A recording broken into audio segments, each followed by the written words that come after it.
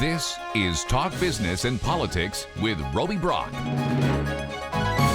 Welcome to the program. I'm Roby Brock, joined by John Brummett, columnist with the Arkansas Democrat-Gazette. Always good to be with you, John. Thanks for being here. Good to see you, Roby. And it is a Monday, and the Razorback football team is 2-0. Hogs win, Alabama struggles, A&M loses. Here's the tweet that I'm going to quote. There's a lot of enjoyment today in Jimbo Fisher's ineptitude and A&M's loss to a Sun Belt team despite its NIL largesse and general football spending extravagance. I'd just like to say that no one enjoys it more than I. Signed, John Brummett. What is this jubilation that you're feeling? I hate to be that way, where you find you take pleasure in the misfortune of others, but A&M deserves it.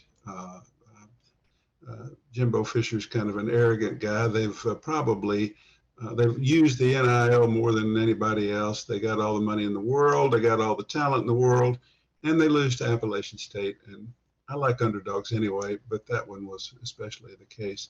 So that's what that was. I'm sorry to be that way, but it turned out that tweet was liked and retweeted and favored by, I think, pretty much the entire football watching population. I think that was shared. That view is shared by a lot of people. So it was quite a weekend, you know, with Alabama by the skin of its teeth over Texas, and then A&M beaten, and the Hogs really dominated a conference opponent, albeit South Carolina not the top notch. Even though the score in the game got a little iffy, I never really was fully comfortable. And they are, have you noticed this? I believe I'm right. The AP poll, they're number 10. They're in the top 10. That's good autumnal living in Arkansas. It takes us back to happier times football-wise in Arkansas. I think that we were in the bottom 10 just about 3 years ago. So it's a remarkable thing that's happened there, and the team is one you can root for. I mean, the way the offensive line and linebackers. Don't get me started on a lot of football stuff, but offensive line is outstanding, and those big old guys, if they don't block for the first time, they'll push the running back down the field. And that's the kind of thing you want. And the two linebackers, including the transfer from Alabama, who was going to be second team at Alabama, who played a tremendous game. Just it's a good team to watch, a team you can seriously root for. And it's light years from where we were just a few years ago. And it's happiness in Arkansas.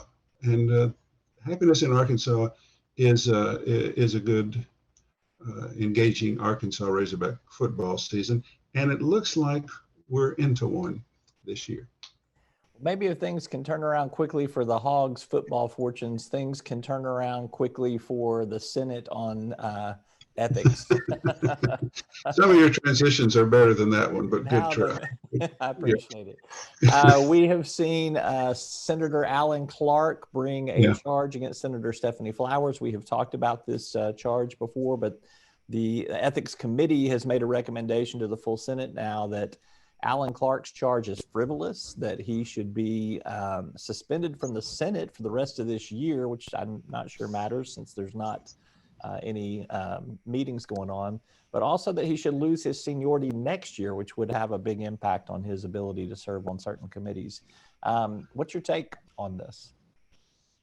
I think the Senate, first take, this is a bipartisan committee, Republican chairman, Republican members, Democratic members. The committee's, what the committee has put out so far indicates that Republicans made the key motions. One, to say that Stephanie Flowers did nothing wrong, that her getting automatic direct deposits of per diem while she zoomed in was a clerical error that was corrected, that she called the attention of the Senate to, and that she paid back. I think Missy Irvin maybe made that, Republican made that motion, the Democrat seconded it. And then the second part, which was, this is a frivolous, retaliatory, inappropriate, weaponizing, trivializing abuse of the ethics process. That was made by a Republican, I believe, Wallace, and seconded by a Democrat, Ingram. So I'd like to praise Alan Clark for for promoting bipartisanship in the Arkansas legislature. You don't see it that much.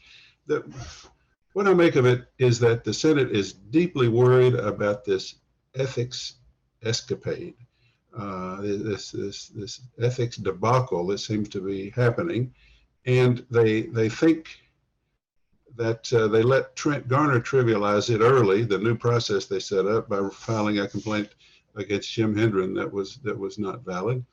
And now the very idea that Clark, who would do a wrong thing, who would try to get, by his admission, a colleague to sign him into a meeting he was not going to go to so that he could collect per diem, for him to then, rather than simply take that and accept that and say, my bad, not going to do it anymore, he's talked openly about retaliation. He's talked openly about, suggesting the whole Senate is ethically corrupt. And Stephanie Flowers didn't do anything wrong. And they just decided we've got to do something. We've got to arrest this situation if we can, in terms of this political weaponizing of it, or this political game playing with it. So I don't know that it means anything that he's suspended as a senator. I don't even know what that means for the rest of the year. There's not much to do, but he's not going to get per diem. He's not going to, if he wanted to bring a new ethics retaliation or a new complaint between now and the end of the year, I don't think he's a senator for purposes of doing that. But more importantly, he'll go into the organizational meeting for the next legislative session, beginning of January, if the Senate approves this week, as the number 35 in seniority. The Ethics Commission recommended that he be 35th, coming behind everybody who's going to be elected newly in November. And that means he doesn't get, this sounds, okay. He can't be chairman of judiciary. He doesn't get the committee assignments necessarily that he wants. He doesn't sit in the same place if somebody else wants that seat. He doesn't get the nicer office if somebody else gets it. He doesn't get the parking place he wants. Those things are not a big deal, but it's a shaming, or if not a shaming, it's a serious calling down or calling him out for what the Senate disapproves of. And I was stunned at the magnitude of the recommended punishments. I really didn't see what they were going to do to him after they'd already ended his per diem and taken away his chairmanship for the end of the year. But they got serious. And I understand the Ethics Committee was of one mind and strong-willed on this matter. And so there we are. I do think, I want to just say this, I think there is a problem with per diem in the state legislature, in the state Senate. I think that the culture is befouled with this preponderance, this abundance of, particularly of interim meetings that aren't necessary, that members of committees show up to and sign in and get what amounts to a tax-free salary supplement minus the gasoline it took them to get there. I think there's something cookie jarish about this per diem. I don't like the way it's done, but that's a matter of policy set by the Efficiency Committee and Rules Committee or whoever else runs the place. And it's not a matter of individual ethics. So they need to work on the policy, I think, in some respects. And we have had some legislators before not take their per diem. I know of a couple, but I don't want to name them until I know all those who don't. But there are some who don't, and right now they are very pleased that they haven't. That makes their life a lot simpler. Let's talk another topic here. A video emerges over the weekend from former President Donald Trump claiming that the election in Arkansas could be stolen from Sarah Huckabee Sanders, possibly. It's more a setup for him to talk about the 2020 election being stolen from him under his, I guess, where he feels about that. Are you worried that the election is going to get stolen in Arkansas for Sarah Huckabee Sanders over Chris Jones? No, I'm not. I'm worried that she's going to win it fair and square. That worries the heck out of me. And I look, I didn't see this thing from what is it, Bedminster? Is that one of his places? He had some kind of event over the weekend. Help me, I just looked at it briefly. Was he talking initially to Mike Huckabee? Was he there? Mike Huckabee and Janet Huckabee appeared to be there, but yes, it was a room Yes. full of supporters. Yes. So here's the deal. Trump's talking to this room full of people on a Saturday night, I guess, or whenever it was, and there's Mike Huckabee and Janet, and he goes off on a riff about their wonderful daughter and how she really gave it right back to those evil liberals in the press. And she's a great person and just the top of the line. And she's going to be the governor of Arkansas, and she's going to be great. And then it occurs to him that he ought to say, now, we should probably say that she has an opponent, and she's not elected yet, and she does have an opponent.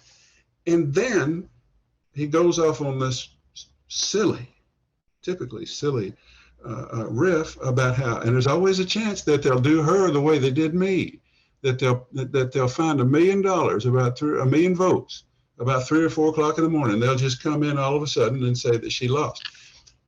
He didn't mean that. He's not a serious person. He rambles, and he also will tend to make everything about him. So it occurred to him maybe that he needed to say she does have an opponent, which gave him an excuse to slander Arkansas by saying Arkansas might do what he alleges falsely was done to him in the national vote. It's all about him. It's never serious. It's not a big deal. He didn't mean it. And there's not going to be. And the Arkansas legislature has done what it can to make voting harder for poor people. So it's just silliness, utter silliness. I was reminded of this historical context when Trump said those things, and Mike Huckabee was in attendance. Do you remember when Huckabee was opposed? I think the time he was opposed by Jimmy Lou Fisher, and he went on a national show late in the election and said it looked good for him down there, except it's a banana republic right now. Why on Sunday down in Pine Bluff, they opened up the early voting after church, and they ran buses out of the churches. Remember that? And he said Arkansas was a banana republic. So it was largely black churches, and that's a whole different issue I won't get into. It just reminded me that this whole idea that if we make it easy for these poor people to vote, that's bad. That's a banana republic. That's stealing election.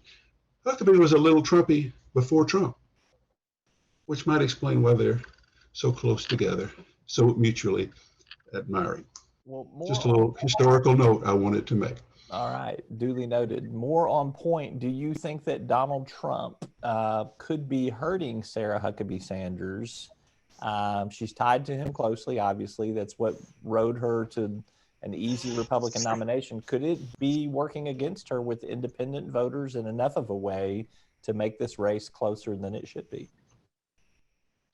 Here's how I see this, and this is purely my instinct, pending some poll numbers, which you and your fine organization need to give us pretty soon.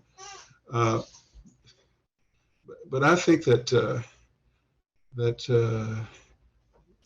Trump hurts Republicans severely in a national context right now because the independent swing voters who tended to side with him more than with the Democrats are sick of him and are afraid of him and are tired of dealing with his nonsense. And I think that's, on a national scale, that is a big issue. The question is Arkansas anything like the nation in that regard? We have independents, but they are overwhelmingly conservative. Been overwhelmingly Trumpers. I do not at this point think that Arkansas conservative independents who are switching away from Sarah Sanders or from Republicans at all.